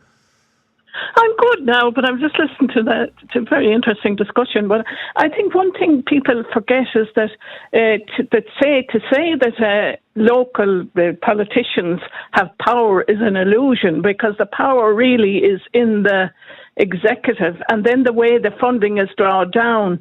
Like, say, we were told in Galway that, taking away the roundabouts is going to add to free flow traffic. Now, and then it was passed in the city council. Now traffic has got worse, and when there might be one roundabout left, and say, that's the reason. If that was taken out, then we would have this free flow traffic. No way, we won't. And then we have a new bridge that cost 10 million, and the reason they got the funding was it was supposed to be a pedestrian and a cycle bridge. Now, best practice is a separation of the cyclist and the pedestrian. That's best practice. But that hasn't been done. And each side of the bridge would be dangerous for cyclists anyway. So, but people, all politicians, they're kind of a big time to say, this is a good idea, a cycle and a bridge. So they pass it. And they get...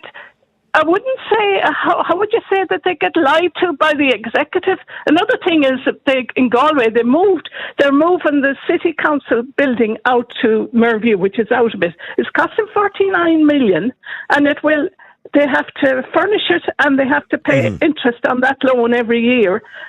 And the reason they got this passed, the big building they have is adequate as it is, and it's not an old building they could put on an extra story to it. But they said, we're going to put social housing in it. Now, there's no proof that ever social housing is going to be in it, but the politician would say, we'd be accused of not being for social housing if we...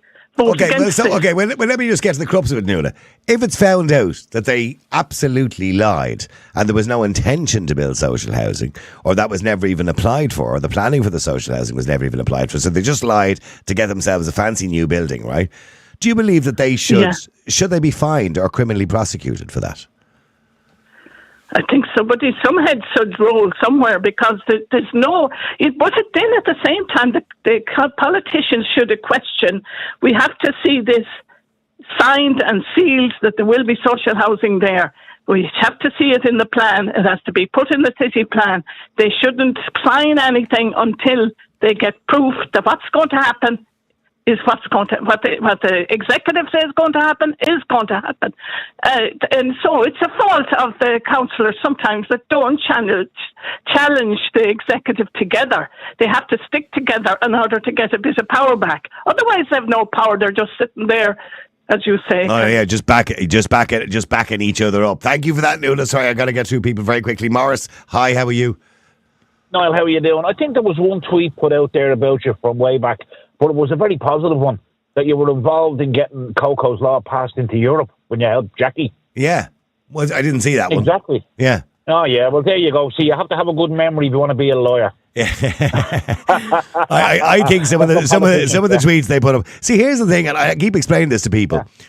When I'm doing the show, and only in the last 4 or 5 years am I very active on Twitter, because my followers have gone up from I think about 15,000 up to 70,000 in the last 3 or 4 years, right? Since COVID-19. Yeah. Before that, I wasn't very active on Twitter. So the Twitter account was primarily used just for the show.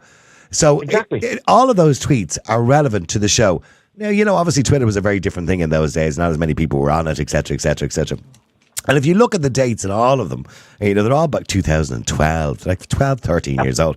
And they're relevant to what we were talking about on the air, because they would have been typed most likely at the time by a producer, not by me, because I'm sitting in the studio. And they would have been relevant to the conversation. Then when you pluck that tweet now and pull it out and put it and say, there you go now, Niall, in 2024. First, I have no idea. I can't even remember what it was. But in saying that, it's out of context, completely out of context. Yeah, because I remember when the tweets would go up, it'd be the producers. What do you think of this? What do you think of that? We got an email on this subject or that subject. Yeah, so you're inviting people to come on the show and give an opinion. But people that don't understand what you used to do for your radio show or don't know about you will attack you for the least thing that they know nothing about. But I'll give one example of when lies were told, when it cost somebody a job.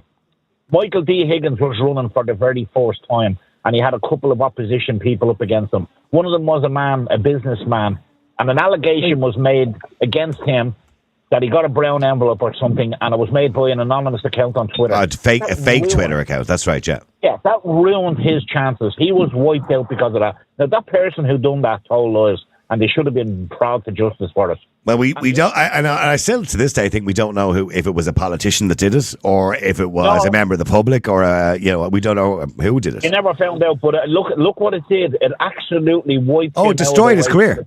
Yeah, and he was one. He was doing really well. He was doing well. Sean Gallagher, yeah, he was a good guy. But that's why, yeah. At the time. Now, of course, there was other stuff that came out as well in relation to Sean, because it all became a knock-on effect there for Sean. Yeah. And his whole campaign was completely derailed, which I thought was unfair based on the fact that it all started off from that fake tweet.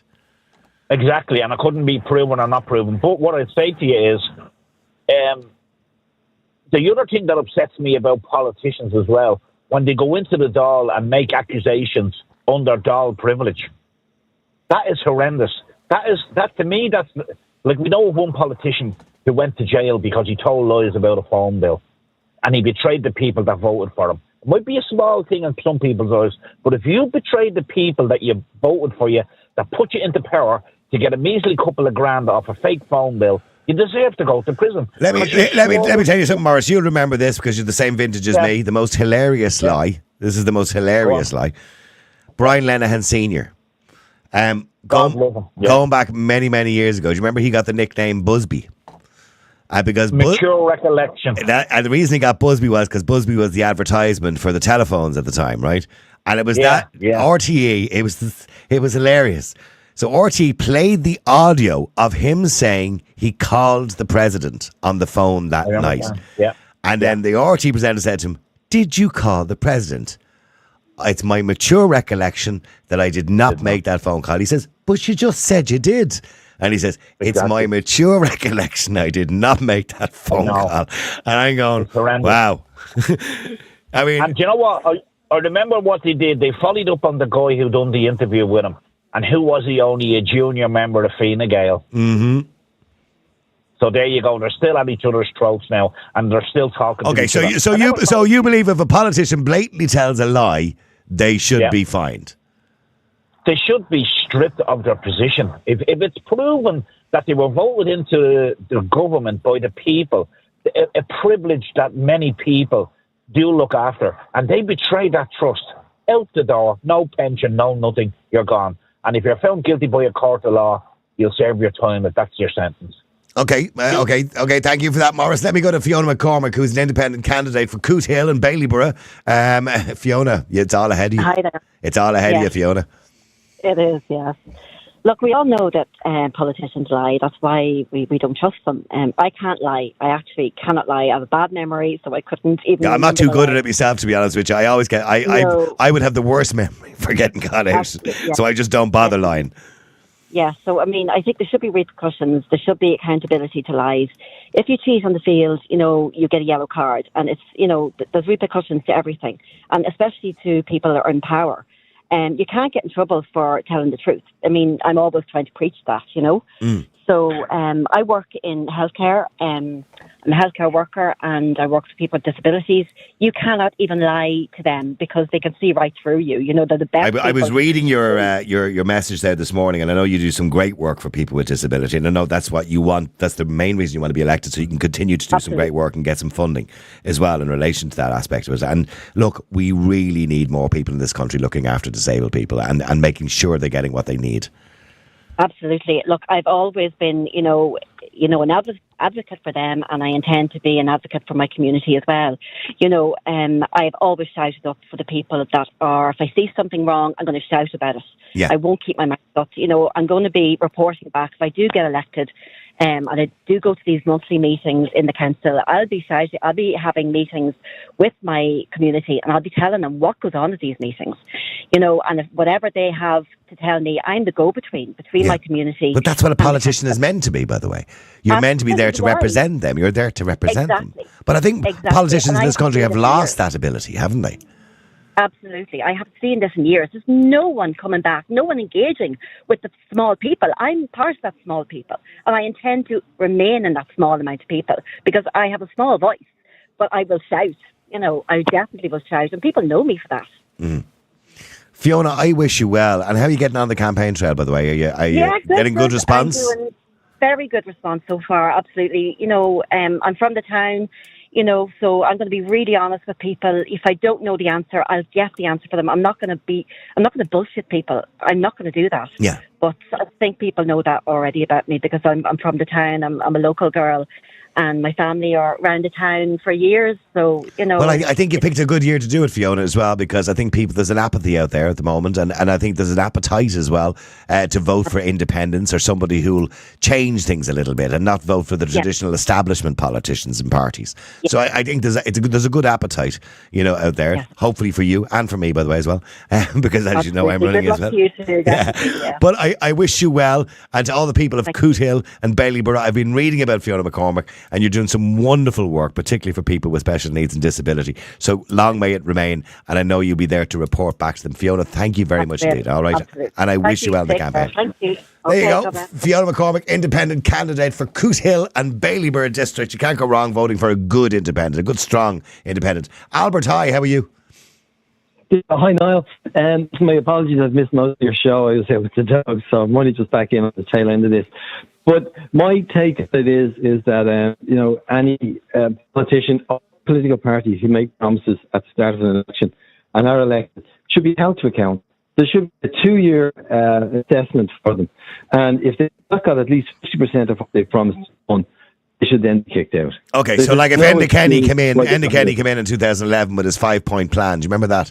The famous 5-point plan. Yeah, I don't think he even got one of the points. But anyway, so if they have a 5-point plan or a 6-point plan and they only deliver on 1 or 2 of them, out the door after 2 years. Good luck to you. Yeah, absolutely, yeah. Mm.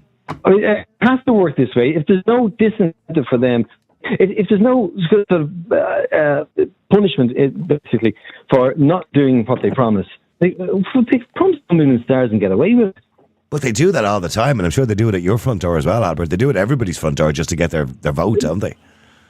Yeah, they do it, but because there is no repercussion for doing it. Because they promise what they want, then, they sail right through. They will say economic factors or something else that they couldn't get rid of it was done, and please vote for them again. So in other words, the day they get elected, they're thinking to themselves, "Grant, there's a job now for 5 years. Doesn't matter what I do, I'll sit in my hole."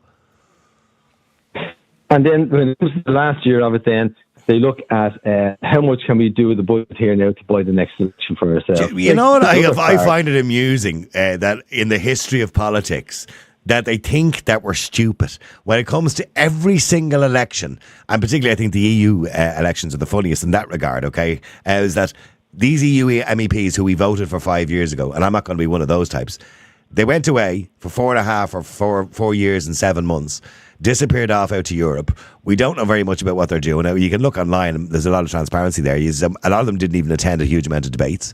They didn't appear. We haven't seen them in the news. We've probably forgotten most of their names.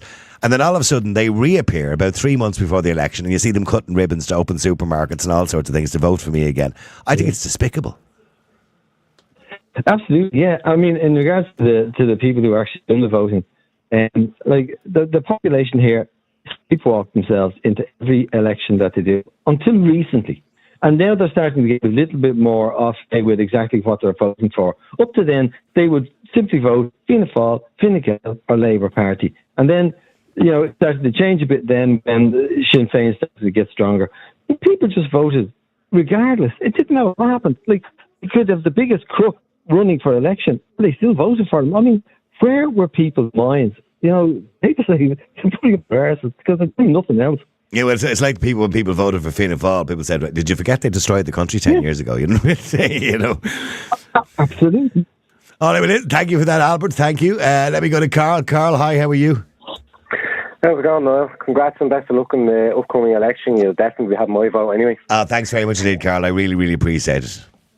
Yeah, it's about time we get a bit of common sense going into politics, to be honest. That's what we need. We don't need any of this pomp and ceremony anymore. We need somebody. Okay, I'm going to say this because I'm plugging myself, obviously, but we need somebody who just says it as it is. I said the other day, by the way, I put up a tweet the other day saying about the 4,000 children homeless in Ireland, and somebody says, "Well, as an EU MEP, what are you going to do about that? There's not a lot you can do in Europe." Absolutely, there is. I'll embarrass the Irish government in Europe and tell everybody about it. So that's what I'll do to make sure that it's changed. But anyway, yeah, absolutely. Well, like most of the laws are coming from there anyway, so how can you not change something when you're going into Europe, Yeah. Yeah, in regards to today's topic, I think, in regards to lying, absolutely there should. It's basically holding people to accountability, but I feel the standard has been set in this country going back from the days of Bertie with the crash and everything else with Charlie Haughey before that, yeah. With the USC that came in to bail out the banks, and that Fine Gael was going to abolish, and that was 2012, and that's still there. We're still paying. That was part of the 5-point plan, wasn't it? By the way, Enda's 5-point plan. Yeah. So that's a lie. But that's been promised by every political party in the last 10 years. We'll get rid of the USC. Every single party has said it. Not one of them has done it. Exactly, yeah, and it's set the precedent going forward from government where people are not being held to account. I mean, you can see it in RTE recently. I mean, D4s have still not come forward and given before the committee to give her interview or to kind of. And she says she's not well enough. Yeah, she should get an Oscar for that performance. To be honest, we have the likes of Riker leaking those documents. Nothing was really done about that. I mean, I think there should be a pay-based performance for them. We have basically a housing crisis, healthcare, homeless, education, law and order is a shambles, and this is everything before immigration. I think, as my dad would have said, that one crisis is one too many. Yeah. And yet these people are still getting paid. I mean, don't get me wrong. There's no country in the world that's been run perfectly, right? And we'd be delusional fantasists to think that's going to happen. There's always going to be a level of crisis every now and again, be it a recession, because we don't have sometimes control over things like that. But once you have a government who are actively trying to fix it and have the country's best interest at heart and the people's best interest at heart during that crisis time, well, then you're okay. Then we're okay. Yeah, exactly. But everything they seem to touch just seems to turn to shit. Let's be honest. I was going to say it does. I mean, look at the recent referendum. Roger Gorgon was saying the Attorney General, there was nothing too concerning in his advice to him. I mean, that was completely misleading. Catherine Martin went on and kept saying the import of the woman in the home, and Supreme Court Justice Marie Breaker said that she was wrong in what she said. That was misinforming people. Yeah. And she still wouldn't correct herself. So it just goes to show the level of contempt and, arrogance of them, really. The very fact that, I remember, I don't know, I'm giving an analogy here. When I was a DJ in a nightclub, right, I did very well. I was kind of in the top 10 DJs in the country going around working in all the big nightclubs, right? And the reason I did all right was I had a good record collection. People don't know, some people listening on, what's a record? I had a good record collection and I could read the dance floor. So you knew which one, that's not going down too well. People are walking off the dance floor. Hold on, I'll find something that'll pull them back up. So you could read the floor, right? But the problem with our government is they're not reading the floor. They're not reading the room at all. So they should have known that there was a no vote on the way. They should have seen that at least halfway through the month. They should have said, this is not working out, lads. You know what I mean? Maybe we should go back to the people and say, look, we understand this is not working out too well or whatever. I don't know. Let's be honest with the people, about this. So, but they just don't. Yeah, and they were going to release the FOI document after the referendum, which showed that it was going to affect immigration. I mean, the contempt from them really is unbelievable. I mean, I remember when there was a time, Enda Kenny said as well, to tax a person's home would be inhumane.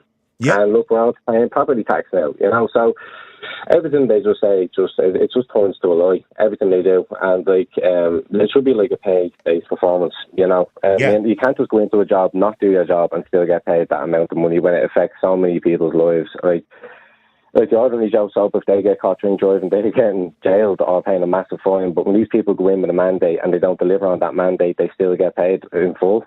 It's unbelievable. All right, thank you for that, Carl. Appreciate it. Let me go to Sean. I have two Seans. The first Sean. Sean, go ahead. How you doing, Niall? How are you? Good. There's so much that I wanted to say to you, after what's happened there in the last few hours as well, with them busting out the migrants out of town and to different parts of the into city. bigger It's tents. crazy. Into bigger tents. Ah, yeah. From one set of tents into a bigger set of tents. Absolutely shocking. Yeah. Okay. You know, where, you know, I don't know, as you said, Niall, and you said it there, reading the room, reading the floor, you know, the government never read us, you know, from day one. They never gave a fuck about us, to be honest, I don't think. And for even them to keep doing what they're doing is absolutely shocking. Everybody's at it now. Like, everybody can't believe it now, Niall. You know, it's an insult, Niall. It's an insult to everybody, you know, that lives on this land, you know. Like, we're allowed to say it's our land. We're allowed to say, and we're allowed to worry about what's going to happen for our kids in the future. We're allowed, you know. Yeah, well, we were told recently by a European MEP here in Ireland that, you know, the word sovereignty and protecting your borders were almost a dirty word. Well, there you go. You know, so what are we? You know, it's like it's coming to a stage where you know, I hope this hate speech doesn't come in, because you know what, we're really affected, but it doesn't even get off the ground. You know, but back to what you're saying there, Niall, about, you know, of course the fines should be flying. You know, for, you know, the different parties. They should be hit with a €1,000 fine here, a €1,000 fine there for every lie. Yeah. For every lie. And the fact of the matter is they'll soon wind their necks in, you know, and give it to charity, you know, or give it to whoever needs it. Because, you know, it's like the Gardaí, it's like a judge, Niall. They can't not be employed, as that last caller said, and be lying. They can't be lying to us. You know, we're not, it's just not on. These are power, people are in power. We put them in power. They cannot be lying to us. And should they be, in Wales, they're suggesting they should be criminally prosecuted if they lie. I wouldn't go that far. I wouldn't go that far, because, as you said earlier on, there's always going to be a lie. There's always going to be, you know, the government is never going to be perfect. We understand that. We get that. But don't be lying to us. Don't be blatantly lying to us. You know, and another thing I wanted to say really quick, Niall, and you know, I want to stay on your topic, obviously, but where's their inquiry into what happened with Colwood? Where's their inquiry? It's kicked off up north. Where's their one? I'd like to see an inquiry. Well, I can guarantee you the inquiry will not happen till after the general election. Yeah, big time, Niall. But they don't want any scary news coming out before the general election. Absolutely not, Niall. And another thing, Niall, Richard Donoghue, he nailed it when he says Sinn Féin has more faces than a Rubik's Cube. He nailed it, you know. I didn't hear that, but that's a good statement. Oh, that was brilliant. I'll send him a text and tell him you liked it, yeah. Yeah, he did. He lashed him out with Niall, and he said about the carbon tax. You know, well, he gave out about the Green Party, and when he was showing a picture, a video of his Volkswagen Beetle. Yeah, there we go. You know, when I seen Richard with you know, when you launched your campaign, Niall, for independence, I knew quite well you were on a good. You know, you have to be. You know, they're a good party. I like Independent Ireland. They're a good party. I love them. Yeah. I think Richard. I wish Richard was up here in Dublin. I really do. I'll be honest with you. I always said that about him, because he's on the ground, Niall. He knows what he's talking about, and I can't wait to see you. I know you're going to be elected. I've no doubt about it. I can't wait to see what you have to give and bring to the plate, Niall. As you say there, you still have your podcast, and I love that. You're going to be able to report back to us and, you know, have a chat with us and letting us know what's going on. And, you know, it's going to be great, Niall. You know, it's time for change. It really is. It is. And by the way, even though you know I'm going to be elected, please make sure you go out and vote, because I don't want people to think for 1 minute, oh, sure, look, there's no need. Sure, everyone else will be grand. Everyone else will vote for him. All the family, the friends, I've told them all, Niall. Absolutely, Niall. Absolutely. Thank you very much indeed, Sean. You're a gentleman. Listen, I need to go to the other Sean. I've only got 5 minutes here, literally. Sean, hi.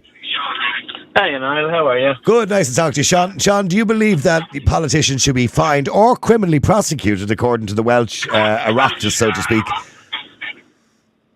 No, I'm afraid not. Look, you look at the O'Gorman thing before the election, he'll be able to square mad that by saying he didn't technically lie. He was misinformed. He was misinformed, yeah. Yeah, I think the problem is that the threshold for a lie be too high, you're not going to get any value out of it. I think there's much better routes we could go down. I mean, if you take your average current affairs program, if you had the last 10 minutes of that show dedicated on every single show to fact-checking the things ministers have said on the show, I think that would have an awful lot more of an impact. I think if you imagine a cigarette packet and the warning on the side, if all their election paraphernalia, their posters and that, have to have a list at the bottom of it of how many times they've been investigated for lying, how many times they've lied to the public. I think that kind of image has an awful lot more impact than a court case that could take... Absolutely. I mean, by the time that's not a bad idea, by the way. That's not a bad idea, to have a website dedicated to, when I say fact checking, but pointing out statistically whatever facts they've given over the last 5 years that were purposely incorrect. I think that, but it has to be on every election poster that they put up, and it needs to be on the shows. I think with the court scenario, I mean, you could be looking at 3 or 4 years for something to get to court. So once they tell the lie within the third year of their stint in government, then they're out of office anyway by the time you get any value out of it. What about what Sean was saying, a fine? Quicker, much more. Give them a fine every time. He doesn't believe in maybe prosecuting them, but just giving them a fine every time. Again, I'm with you. I 100% agree, but a fine is going to have to be as a result of an investigation that proves they're lying, and I just think the length of time involved in that versus a lower threshold of misleading carried out by, I don't know, a fact-check organisation coming them on, whatever you want to call them. I just think that they care about their reputation and their public image an awful lot more than they do about the threat of a SIPO investigation or a legal investigation. And I think that's what needs to be used against them. And I think the media are responsible for doing it way more so than... Well, that's because the media let them away with it. But in saying that, but they do encourage it, absolutely, because they're looking at the story. But in relation to politicians in general, percentage out of 100, what percentage of politicians do you think have integrity and are honest? I would say out of all the TDs in Dáil Éireann, I could bring it down to, I could count them on one hand. That's sad, isn't it? Yeah, I think we see that reflected in polls, in trust in media and trust in politicians in general has been, fallen for 4 or 5 years solid now. I look back to Enda Kenny. He wasn't my type of politician, but he was decent enough skin, and he stood up in Dáil and he'd have his May Kubla moments where he'd correct a record. Simon Harris's challenge yesterday after lying about Sinn Féin again. Not Sinn Féin that's right. About the health bill, yeah. But will you correct the record? No. There's just no punishment. So what just to clarify what he said that Sinn Féin had a budget in their budget that was 500 million less on spending on healthcare. That's what he had said, which turned out to be completely incorrect. But he didn't correct the record. But I mean, he's getting that from Boris Johnson. He's getting it from American politics, where they've realised they actually can just lie as much as they want and get away with it. And mud sticks. I mean, the people who aren't deep diving into it, the likes of you and Gript and whoever, my mother would never know they told the lie. She sees the naughty news and that's it. And that's where we need to challenge it. We need to challenge it in the media and by the people on the ground. Yeah, Sean, just stay there for a second because I want to go to Michael as well, who hasn't been on before. But it's Michael. Hi, how are you? Well, thanks. How are you getting on? Good. Michael, you're actually calling from Norway, interestingly enough. Michael, do you believe politicians should be... Sean said it would be just too much trouble. It would take 4 or 5 years to investigate. Yes, they should be outed and we should expose them for the lies, but fining and prosecution, it just probably wouldn't be worth the hassle. Yeah, we'll see. Who defines what a lie is? And if it's the current mafia organisation that's masquerading as our government, they're not going to divide... They're not going to define what they're saying as lies, but they're going to define poor people above in Mount Kennedy protesting because they're worried about who's going to live in our community. They're far-right extremists now. Do you know what I mean? So this is the problem you had. These people will define, will use these laws against the people when they're supposed to be there to protect the people, because it's an organised crime mafia that you're dealing with. Well, the government or an organised crime mafia, that's a bit of a stretch. Now, I don't get me wrong, I don't have a huge amount of faith in them, but, an organised crime mafia. Well, let's look at this, right? Children stabbed above in Dublin. That's not a terrorist attack. Yeah, 2 fellas nearly beheaded over in Sligo. That's not a terrorist attack. Okay. But a few lads standing out of the government's fucking house. Oh, they're suddenly domestic terrorists. Do you know, so the media and the government are defining what... Yeah, but that wasn't the government that said that, by the way, that used that term as domestic terrorism. That wasn't the government that said that. There was somebody in the media. Sorry, in the media. The media and the government are one organisation now. They're all the same. The media is a... So am I the same? So am I the same? No, I'm not saying you are. No, I'm just saying media. Yeah. Yeah, mainstream media. Oh, okay. Propaganda machine for the government.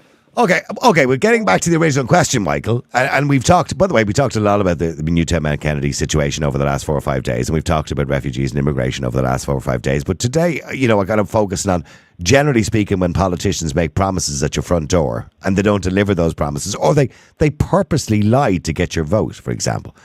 Should there be ramifications for that? Yeah, well, the first step is to get rid of the current government and put in a nationalist government who loves their people and will run the country on behalf of the people of Ireland. Well, that's up to you. That's up to you on the 7th of June. Then down the line, you can maybe deal with these things, but we have far more pressing issues before that ever happens. Well, unfortunately, Michael, the only way to achieve what you're talking about, if you want a nationalist government or a very nationalist government, is, of course, in the ballot box. That's the only way to achieve that, isn't it? That's democracy, I believe. Well, you see, the propaganda machine has to go first. Like, when you have still people looking at RTE and believing, they're looking and they go, oh, look at those far-right extremists in Newmount Kennedy, because that's what the media is telling them they are, then will you ever get to that point? But I think any logical person watching watching Twitter or looking on Facebook or looking at the videos that members of the general public, will see that there are a lot of decent and good people in those protests. You're always going to get a small percentage of head cases, but the majority of people in those protests are decent, good people. I'm well aware of that. Yeah. Well, I just think your government and your mainstream media, excluding yourself, Chris, and probably the Irish Inquiry, and the government are working hand in hand. They are the government's propaganda machine. Okay, but just finally then, Sean, just on what Michael is saying, do you believe the government are working against the people? Because a lot of people are kind of saying that, Sean, at the moment. 100%. They're shipping in. Okay, but hang on. I just wanted to ask Sean. Yeah. Okay, well, hang on. I just wanted to ask Sean that just before you go there. Sorry, Sean. Do you believe the government are working against the people? A lot of people saying that to me lately. I don't think they're actively working against the people, but I think they're so out of touch and they're in their own bubble that they're certainly not working in line with the will of the majority of the people. And there's a big difference there. I don't think, a particular government minister gets out of bed the middle of the day and says, I'm going to do whatever I can to destroy this country and not do anything the public want. But I think they do exist in a bubble of social media advisors that tell them everyone wants this. You hear McEntee yesterday saying the majority of Irish people want us to sign into the migration pact. But that just goes to show you how delusional she is. That just goes to show you how delusional. The majority of people don't want them to sign it. That's coming from a team of advisors who are telling her that, and the bubble she lives in within Fine Gael, Fianna Fáil, and down at her tent in Galway at the weekend, or wherever she was with the other councillor having a few drinks. They're all in an environment where they think this is great. So in other words, politicians, you're saying to me, are living in an echo chamber? I think there are so few politicians that are in touch with grassroots activism throughout the country ever since they changed the method of funding for government parties. And I think they're so far detached even from their own membership that they're not even close to real life. You look, the councillor put forward for election for Fine Gael there last week, completely against headquarters. It's a much more right-leaning candidate. That's typical of the parties at the moment. They don't know what's going on with their own membership. Well, listen, Sean, thank you very much indeed. Martin, thank you very much indeed as well for coming on, both of you, or Michael, should I say, and everybody else who got involved in the show today. I really appreciate it. Thank you for all the support we got. Yesterday, by the way, was the record number of downloads and views that we've ever got for a show, can I say? And thank you to everybody who got involved, because, of course, this is your show. It's a platform for you to have your views uncensored. We are the only ones who give you that platform. We're the only live, fully interactive podcast every single day. Well, Monday to Thursday. We have to have a day off. Although we did work on Friday last week because we felt it was necessary because of what was happening in Newtown and Kennedy. And when an issue arises at the weekend, we will sometimes run a live show at the weekend as well. Don't forget, you can watch and listen to all our shows on our website, NiallBoylan.com. It doesn't come free, unfortunately. We don't get paid. We do it because we love doing it, and we have our own jobs, although I don't at the moment because I've just had to give it up. So I'm on the chips and beans for the rest of the month. So we do it in our own time. We don't get paid. It actually costs us money, and because the bills are expensive every single month. This is the end of the month. Unfortunately, the bills have to be paid. If you can, please donate on our website, or please subscribe, where you can watch all the previous videos on the website. Don't forget, if you want to listen to the show, you can listen to it on the website or Spotify or iTunes, absolutely free. We don't charge people for listening to it, but we don't make any money out of that. So, unfortunately, we have to ask all the time that you either subscribe or donate. Please do that for us if you can. It really, really helps us. Thank you to everybody. Sorry? Oh, yeah. Oh, don't forget. Oh, yeah, he's just reminded me. Every single day, by the way, for anybody who registers for a subscription or who donates on the website, we give away... I don't have one here. I usually have one here. Anyway, we have a Nile Bocek podcast mug. We give randomly one away each day. There they are on the screen. See? We give randomly one away every single day. Thank you very much. Now, Once again, thank you to everybody for all your wonderful support. We've been on the campaign trail. God only knows how I'm fitting every hour into the day these days, but we're on the campaign trail. We'll be back out of the campaign trail in the coming weeks. We'll be at all the big festivals, all the big events. I'll be in a few shopping centres, handing out leaflets, etc., encouraging people to vote for me. So please, if you do see me on the campaign trail, if you do see me with the people outside handing out posters or handing out leaflets, come over and say hello. I love meeting people. I love talking to people, telling all about your problems, and I will try my best to raise those issues at a European level if that's what I can do, and I believe that there's something I can do to help change your life. So please, please, please do come along to any of the events that we will be putting stuff up on Twitter, so keep an eye on my Twitter account and my Facebook account. We'll be putting stuff up there as to where we might be. Thank you to everyone who got involved in the show. Please vote for me, and don't forget, by the way, I'm asking you for more money again. If you are somebody who wants to donate to our election campaign, remember it is tax-free. You can donate tax-free, according to the rules, up to a certain amount of money. Once you go over a certain amount of money, you can't do it anonymously. It will tell you on the website all about that. Please go to the website, niallboylanforeurope.ie. If you can donate to our campaign, please, please do. It's really important. The more money, the big parties, the big politicians, unlike me, in the big parties, the Fianna Fáils and Fine Gaels and everybody else, they have a lot of money behind them. I don't. So I'm trying to do my best by promoting myself on social media. And of course, with Independent Ireland, we will be having posters up at the time of the elections, when the elections come around and stuff like that. It all costs a huge amount of money, more than I ever imagined.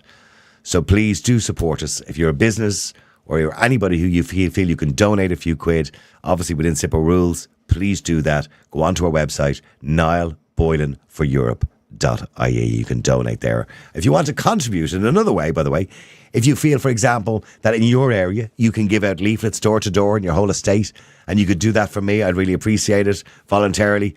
Go onto the website and there's a button there called Contribute, and it'll ask you how you'd like to contribute. If you can put up posters, if you can hand out leaflets, we're going to have a fundraising event next week, if you can come along to that, whatever. It'll be all there on the website, niallboylanforeurope.ie. I should talk to you again tomorrow at the same time. Until then, have a great day and watch this. Hi, my name is Niall Boylan. Of course, you know me from the radio station. I'm talking to people every single day, and you know what? They're sick of the government. I love this city. I love Ireland. I love the crack. I love the cave meal of fáilte that it's offered us for thousands of years. But we need change. And over the last 4 years in particular, I've noticed those callers are getting angrier and very frustrated because they feel voiceless. They're listening to a government who are not listening to them, an opposition party who don't seem to oppose. They've ignored us on so many things, so many important issues. They've ignored us on mass immigration with a reckless immigration policy. They've ignored us on healthcare with waiting lists getting longer. There's 4,000 children in temporary accommodation as the homeless numbers rise and rise in this country. But what have they done about it? What have they actually done? They've made promises but done nothing. Our business communities are suffering with closures every single day caused by skyrocketing energy costs and a government that refuses to reduce the VAT rate back to 9% to help those businesses stay open. And many people say they don't feel safe in our city, with crime figures that seem to be getting worse every single day. And that's why I'm here. You can see the doll in the background. And remember, in that building, in the doll in the background, very few of those people are actually listening to you. But some people are listening. Michael Collins, Michael Fitzmaurice, and Richard O'Donoghue, Independent Ireland. And that's why I've decided to run as a European MEP and be the real voice of Dublin for Independent Ireland, for honesty, integrity, and real common sense. I'm not a politician. In fact, I'm not even part of the establishment. But I think that's what we really need. We need real change. And we need people to stand up and be counted and represent the people of Dublin. I'm a proud Dubliner. I'm a proud Irishman. I'm a good listener. And I'll speak honestly and openly for you, the people of Dublin and the people of Ireland. So please vote for me, Niall Boylan, on the 7th of June. And I'll be the real voice of Dublin and the real voice of Ireland in Europe.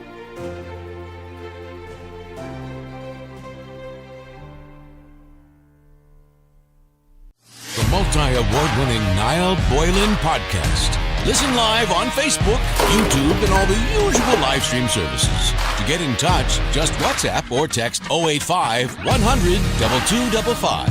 The Nile Boylan Podcast. They told me to shut up.